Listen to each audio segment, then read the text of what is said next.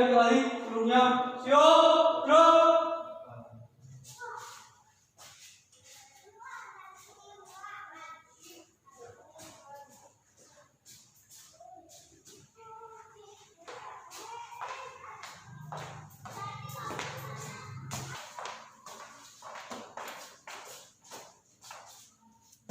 Kepada pembina upacara, hormat, gerak.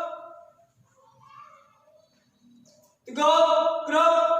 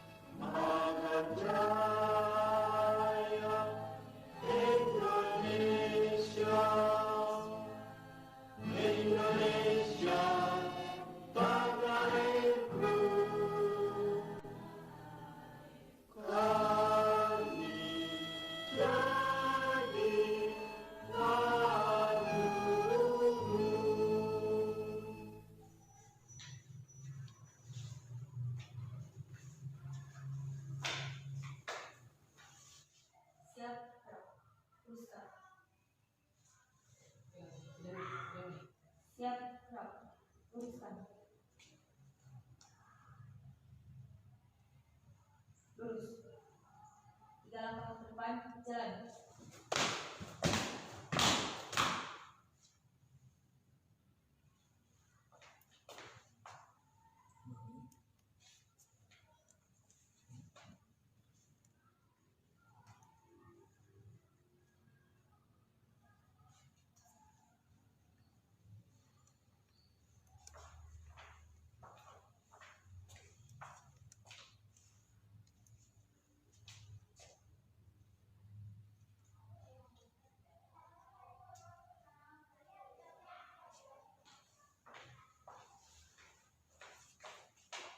Balik kanan, gerak.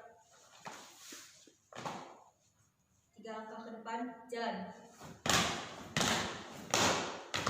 Balik kanan, gerak.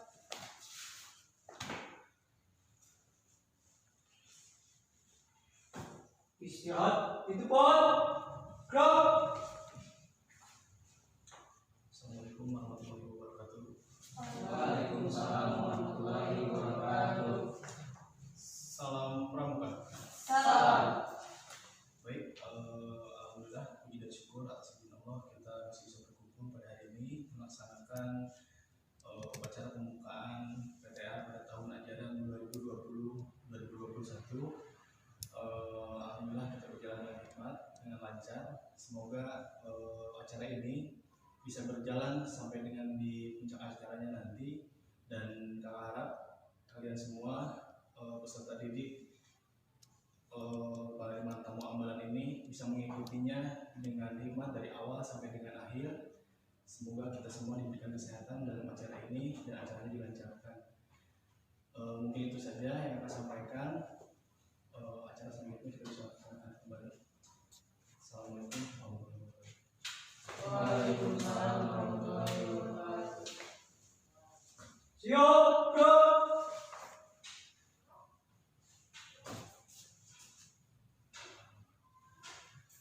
Upacara penerimaan tamu amalan telah selesai. Laporan selesai. Laporan saya terima, kembali ke samping kanan balikan. Laksanakan. Pada pembina upacara, hormat, gerak. 3, gerak.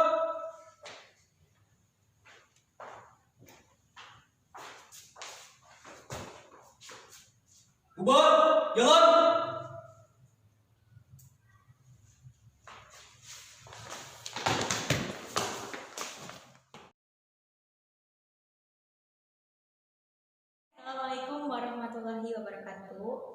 salam pramuka. Buat teman-teman yang belum kenal sama saya, perkenalkan nama saya Sabrina Melinta, saya dari kelas 12 IPA. Di sini saya perwakilan dari ekstrakurikuler pramuka tingkatan penegak laksana. Jadi buat kali ini, sesi materi kali ini itu bakalan sama saya, kita bakal membahas kembali tentang PBB. Apa PBB? Sebelumnya PBB ada yang udah tahu itu apa? Kepanjangannya dulu deh apa? Nah, buat teman-teman yang nggak jawab, PBB itu adalah pelatihan baris berbaris atau apapun itu. Jadi itu salah banget kalau misalnya masih ada yang bilang itu pelatihan, itu salah. Karena sebenarnya PBB itu adalah peraturan baris berbaris. Oke? PBB adalah peraturan baris berbaris. Nah, teman-teman, buat baris berbaris itu adalah suatu wujud latihan fisik yang diperlukan untuk menanamkan kebiasaan dalam tata kehidupan yang diarahkan kepada terbentuknya suatu perwatakan tertentu. Jadi PBB itu atau baris berbaris itu sendiri, dia mempunyai maksud dan tujuan. Yang pertama, maksud dan tujuannya itu untuk menanamkan rasa tegap dan tangkas. Yang kedua, rasa disiplin. Dan yang ketiga, rasa bertanggung jawab. Oke, jadi 3 maksud dan tujuan dari PBB atau baris berbaris itu sendiri. Yang pertama adalah yang tegap dan tangkas. Yang kedua, rasa disiplin. Dan yang ketiga, rasa bertanggung jawab. Next, kita ke aba-aba. Di sini aba-aba itu dibagi menjadi 3. Tapi sebelum ketiga itu, ada yang udah tahu pengertian dari aba-aba itu apa? Nah, aba-aba adalah suatu perintah yang diberikan oleh seseorang kepada yang dipimpinnya untuk dilaksanakannya pada waktunya secara serentak atau berturut-turut. Dan yang kedua, ada macam-macam aba-aba. Yang pertama, ada aba-aba petunjuk. Yang kedua, ada aba-aba peringatan. Dan yang ketiga, ada aba-aba pelaksanaan. Apa sih bedanya mereka? Padahal mereka masih sama aba-aba, tapi mereka tuh beda bentuknya. Yang pertama, untuk aba-aba petunjuk, itu contohnya kepada dan untuk. Biasanya aba-aba petunjuk itu clue-nya atau ciri khasnya itu ada kepada dan untuk. Contohnya, kepada pemimpin upacara, hormat, gerak. Yang kedua, untuk amanat, istirahat di tempat, gerak. Nah, itu contoh dari aba-aba petunjuk.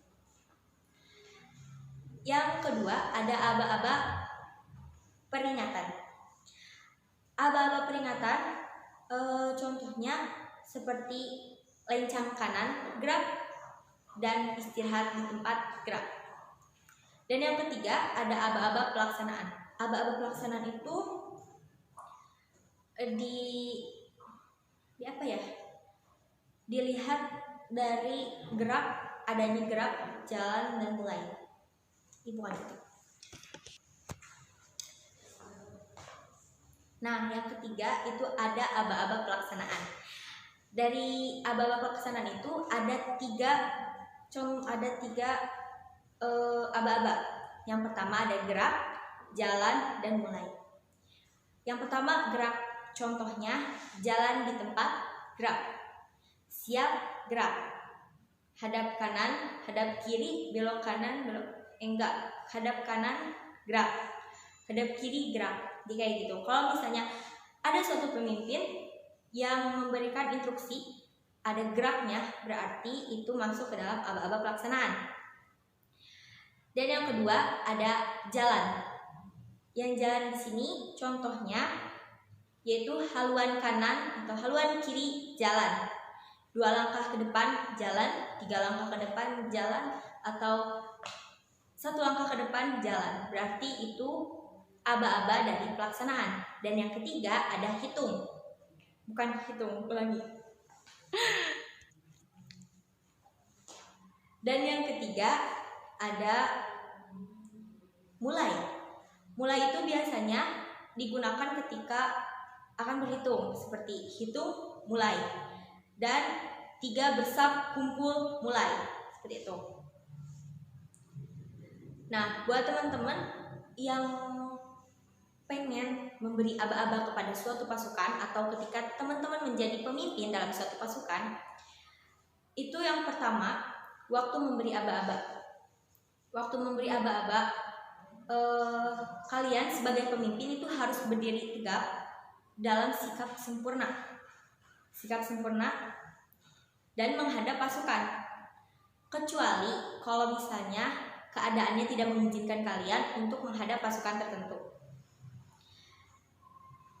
Dan yang kedua, apabila aba-aba itu berlaku juga untuk si pemberi aba-aba, maka pemberi aba-aba juga nggak apa-apa gitu, buat ngebelakangin pasukannya juga nggak apa-apa.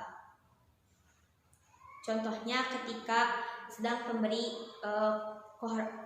hormat kepada pembina upacara, itu kan si pemimpin upacaranya membelakangi pasukan, nah itu gak apa-apa karena kondisinya tidak mendukung untuk si pemimpin menghadap kepada pasukannya. Contoh aba-aba dalam PBB. Contoh aba-aba dalam PBB dibagi menjadi 2, yaitu ada gerakan statis dan gerakan dinamis. Bukan gitu. Nah, untuk gerakan statis, kira-kira teman-teman ada yang tahu nggak? Contohnya itu apa aja? Yang hanya bertumpu pada satu titik, kira-kira teman udah tahu. Nah, untuk gerakan statis itu, contohnya seperti hormat, terus istirahat di tempat, lencang kanan, lencang kiri, dan lain-lain yang kalian hanya diam di satu tempat, itu namanya gerakan statis. Yang kedua adalah gerakan dinamis. Gerakan dinamis itu kebalikannya dari gerakan statis. Kalau misalnya gerakan statis hanya pada satu tempat, berarti gerakan dinamis adalah betul. Gerakan statis itu berpindah-pindah atau tidak pada satu titik saja. Gerakan dinamis, contohnya apa aja sih Kak? Contohnya itu ada langkah tegap maju jalan, dan lain-lain yang membuat kita berpindah-pindah, itu namanya gerakan dinamis. Jadi untuk PBB kali ini itu aja. Ini hanya sekedar perkenalan. Nanti untuk PBB dan lain-lainnya itu bisa kita pelajari di pramuka atau di pelajaran pramuka yang akan datang. Semoga kalian paham dan tetap di rumah, pakai masker kalau mau keluar rumah, tetap jaga kesehatan, stay healthy. Dadah. Wassalamualaikum warahmatullahi wabarakatuh. Assalamualaikum warahmatullahi wabarakatuh. Salam Pramuka. Perkenalkan, nama saya Muhammad Diki Abidin. Saya dari perwakilan ekstrakurikuler Pramuka di SMA Harapan Bangsa, golongan penegak laksana, akan menjelaskan materi pada PTA kali ini, yaitu sejarah Pramuka di dunia dan tentu saja di negara kita, yaitu Indonesia.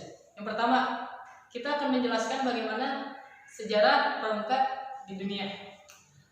Semua ini Pramuka berawal pada tanggal 25 Juli 1908 pada saat Lord Robert Baden-Powell, yaitu pendiri Pramuka, mengadakan kemah di Pulau Brunei selama 8 hari berturut-turut. Setahun setelah perkemahan tersebut, pada tahun 1908 lebih tepatnya, Lord Baden-Powell membuat suatu buku yang berjudul Scouting for Boys, di mana buku ini adalah panduan pramuka untuk anak laki-laki. Dan harus diingat, buku ini adalah cikal bakal semua terbentuknya organisasi pramuka di dunia, dan begitu pula pramuka di bagian putri di dunia. Lalu pada tahun 1912, adiknya Lord Baden-Powell, yaitu Agnes Powell, melakukan hal yang sama, yaitu membentuk suatu buku. Tetapi perbedaannya adalah untuk perempuan, yang bernama Girls Guides, atau adalah petunjuk untuk perempuan. Jadi di dalam isi buku ini adalah buku-buku mengenai pramuka, tetapi untuk bidang putri. Dan yang dibuat oleh Lord Baden-Powell adalah untuk di bidang putra. Oke teman-teman, Jadi itu adalah awalnya. Lanjut, beberapa tahun kemudian, yaitu pada tahun 1916, berarti ya 4 tahun dari terbentuknya buku Pramuka untuk Putri, Lord Baden-Powell mendirikan suatu pramuka untuk anak siaga yang bernama KAP atau anak serigala. Nah, pramuka ini sendiri berpedoman pada buku yang berjudul Jungle Book karya. Jungle ini adalah karya dari Rudyard Kipling. Nah, 2 tahun kemudian dari pembentukan pramuka siaga dan buku Jungle Book, pada tahun 1918 Lord Baden-Powell mendirikan suatu organisasi pramuka untuk kalangan remaja, untuk usia-usia remaja ya teman-teman, yang bernama Rover Scott. Setelah didirikan organisasi Rover Scott, pada tahun 4 tahun kemudian, berselang 4 tahun setelah pembuatan buku Rover Scott, Lord Baden-Powell menerbitkan buku yang berjudul Rovering to Success. Buku ini menggambarkan seorang pemuda yang harus mengayuh sampannya menuju pantai yang bahagia, atau bisa diartikan adalah ini gambaran untuk remaja-remaja untuk menggapai kehidupan yang lebih baik dengan melewati dan mengatasi berbagai macam rintangan hidup. Tahun 1920 dibentuklah WOSM. WOSM mungkin kalian sudah tahu seperti apa, ya seperti di sebelah ini adalah bendera WOSM. Apa sih WOSM itu? WOSM itu adalah organisasi pramuka sedunia, jadi ini adalah naungan pramuka. WOSM adalah singkatan dari World of Organization of the Scouts Movement, yang artinya organisasi gerakan pramuka sedunia. Dan Indonesia juga termasuk, teman-teman. Nanti kita bahas lebih lanjut. Nah, WOSM ini didirikan pada tahun 1920 yang bertempatkan di London, Inggris. Tetapi pada tahun 1958 dipindahkan ke Ottawa, Kanada. Dan di tahun 1968, lebih tepatnya 10 tahun setelah pemindahan tadi, dipindahkan lagi ke Geneva, Swiss. Nah, itu adalah perkembangan pramuka dari awal sampai berkembangnya pramuka sehingga bisa memiliki organisasi internasional. Nah, yang pertanyaan adalah, apa Indonesia masuk ke WOSM tersebut? Nah, Indonesia bergabung menjadi anggota WOSM sejak tahun 1953. Nah, 1953 ini adalah tahun di mana Indonesia telah merdeka. Mungkin teman-teman sebagian mengira dari pernyataan tadi Indonesia telah mengikuti pramuka setelah merdeka dong, kan tahun 1953. Itu salah, teman-teman. Nah, kenapa salah? Sebenarnya pramuka itu udah ada di masa penjajahan Belanda. Kisahnya adalah yang kedua, sejarah pramuka di Indonesia. Pramuka kita tahu sendiri, pramuka telah menyebar ke berbagai negara, terutamanya di Eropa Barat ataupun Eropa Timur. Nah, Belanda pun, negara Belanda pun mengikuti pramuka dan membawa ke Indonesia untuk diedukasikan ataupun diterapkan. Tetapi zaman dahulu pramuka dari Belanda itu bernama Pathfinders. Nah, karena pramuka di Indonesia telah disahkan pada masa penjajahan Belanda oleh pihak Belanda, Pathfinder ini mendirikan suatu organisasi yang bernama NIPV, atau singkatannya adalah Nederland Indigenous Pathfinders Vereniging, atau Persatuan Pandu-Pandu Hindia Belanda. Jadi kawan-kawan, zaman dulu pramuka itu disebutnya pandu ya. Disebut pramuka baru-baru ini, tapi dulu disebut pandu. Oke, kita lanjut. Ternyata pandu-pandu di Indonesia kesini memiliki peran yang sangat besar, kawan-kawan. Contohnya apa? Peristiwa Sumpah Pemuda. Pada saat peristiwa Sumpah Pemuda, pandu-pandu membantu untuk memerdekakan Indonesia. Salah contohnya adalah pada tanggal 28 Oktober 1928 yang mencetuskan Sumpah Pemuda, sehingga kepanduan Indonesia semakin berkembang. Jadi kepanduan Indonesia pada saat masa penjajahan Belanda memiliki peran yang sangat penting untuk peristiwa Sumpah Pemuda. Dan Ki Haji Agus Salim mencetuskan ide untuk mengganti nama Pathfinder menjadi kepanduan, dikarenakan ada larangannya menggunakan bahasa Hindia Belanda. Nah, setelah menjadi nama awalnya Pathfinder menjadi pandu, Pada masa penjajahan Jepang setelah penjajahan Belanda, di penjajahan Jepang ternyata kepanduan tidak aktif teman-teman.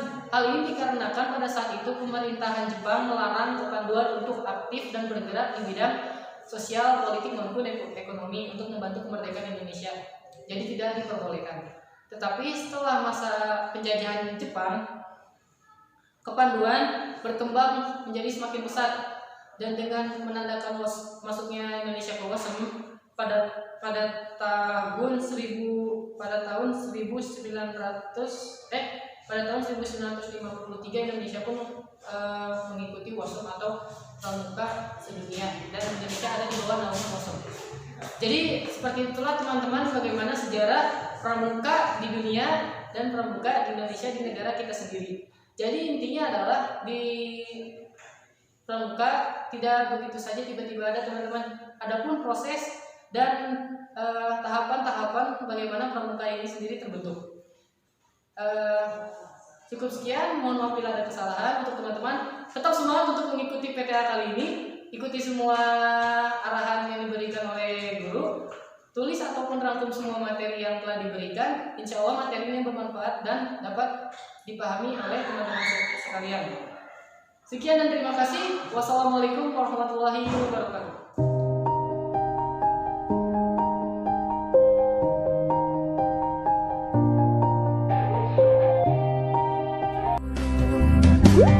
Berawal dari perkemahan